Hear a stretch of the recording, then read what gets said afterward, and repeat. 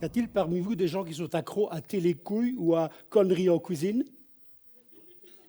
Levez la main, ceux qui regardent facilement les émissions culinaires actuelles. Une, pardon. Deux, trois. Enfin, c'est juste pour un peu détente, le monsieur regarde les GSM pendant qu'on parle, c'est un peu énervant pour les autres aussi. Donc voilà, c'est pour qu'on coupe les GSM pendant qu'on parle, parce que c'est important. Nous sommes le 11 septembre 2000, je rentre comme chef de cuisine en collectivité.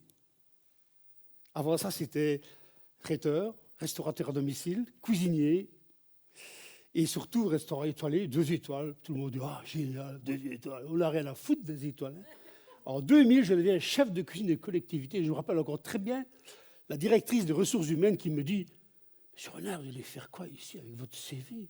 Ben madame, que ce soit du homard, du foie gras, du champagne, chou-fleur, chou de Bruxelles, une potée aux carottes, de bonnes racines de chez nous, c'est pareil, madame, c'est avec les tripes. Paf. Donc là, j'ai marqué des points. Et donc, me voilà en collectivité. Donc, je rappelle que dans la collectivité, il y a le mot collectif. Donc, il faut, qu'il y ait des gens qui ont envie de bien manger. 2, il faut des cuisiniers compétents qui savent faire à manger. Et 3, évidemment, il faut des matières premières qui le sont tout autant, si pas plus.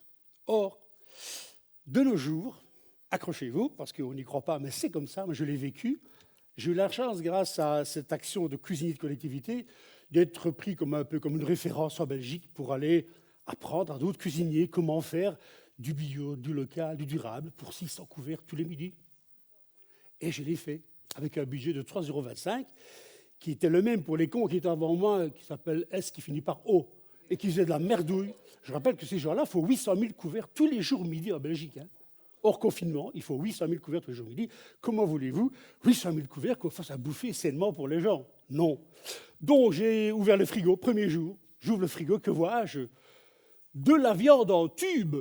Oh, à part le dentifrice en tube, ben, la viande... Ah non, il y a un trou de cul de Aubel qui a mis au point un gros mixeur. Vous voyez, un camion mixeur à béton.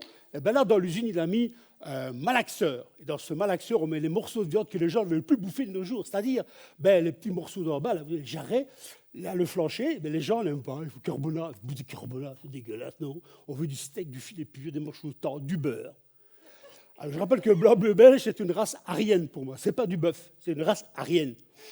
Mammouth, vous savez, le bazar comme ça, mammouth, ce n'est pas de la viande, c'est de la flotte. Et à côté de ça, eh ben, je me suis rendu compte que la viande en tube, c'est pas compliqué.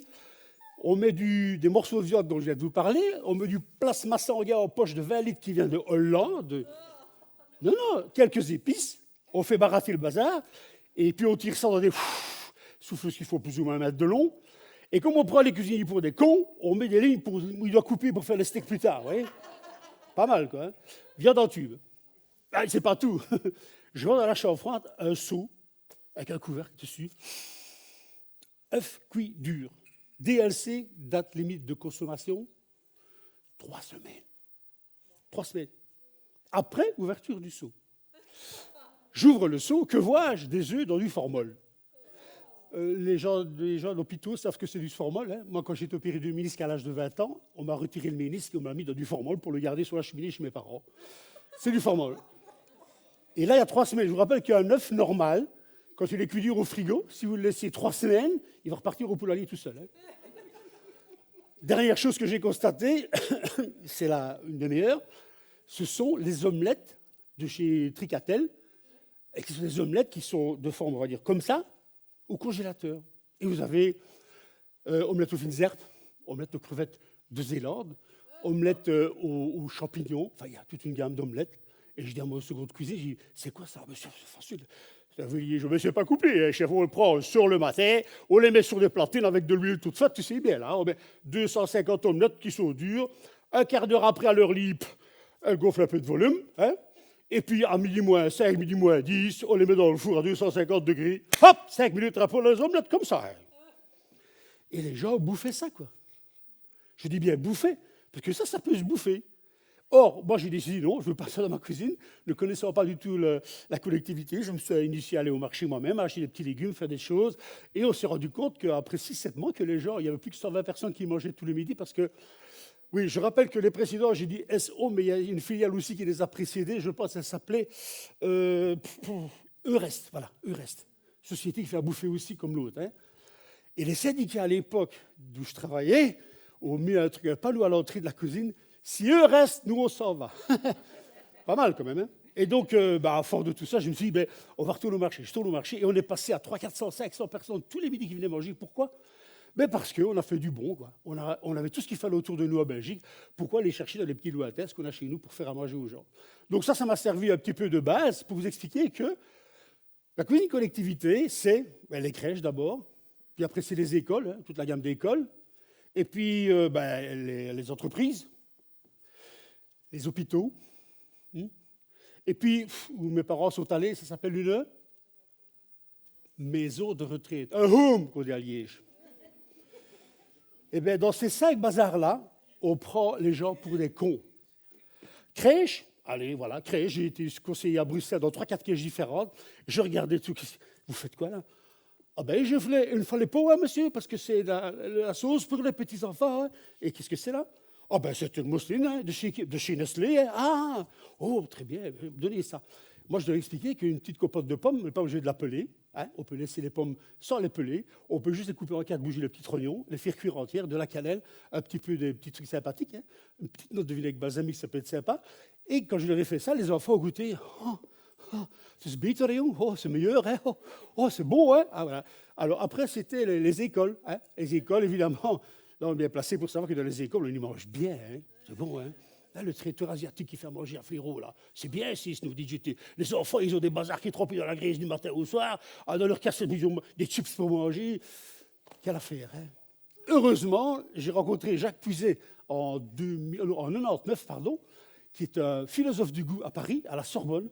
Et lui, il m'a expliqué que les enfants entre 4 et 8 ans, tout ce qu'ils mettent dans leur bouche, c'est olfactivement et gustativement enregistré dans le cerveau jusqu'à leur décès.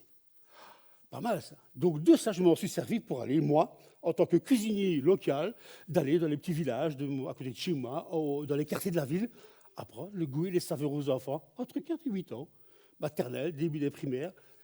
Et ça a fonctionné. Donc, je crois que c'est intéressant de savoir que les cuisiniers ont autre chose à foutre que de rester la gueule dans leur fourneau et de les foutre à la télévision pour montrer qu'ils sont des grands chefs. C'est pas là qu'ils sont. Les grands chefs sont à leur fourneau, pas devant la télévision.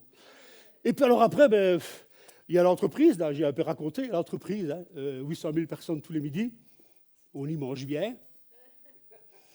Et puis, je crois que c'est le plus grave, quoi. Quand mon père était en maison de retraite, j'ai eu la chair de poule, j'ai eu les couilles d'aller dans les cuisines voir ce qu'on le faisait bouffer à mon père. Quoi. Et qu'est-ce que j'ai vu? J'ai appris d'abord par la bande que les mecs qui sont actionnaires derrière cette putain de maison de retraite, ce sont des Suisses qui ne savent même pas que c'est à Ruan-Zémont et ils ne connaissent personne. Quoi. Et c'est eux qui mettent du pognon dans ce truc-là pour servir quoi aux parents?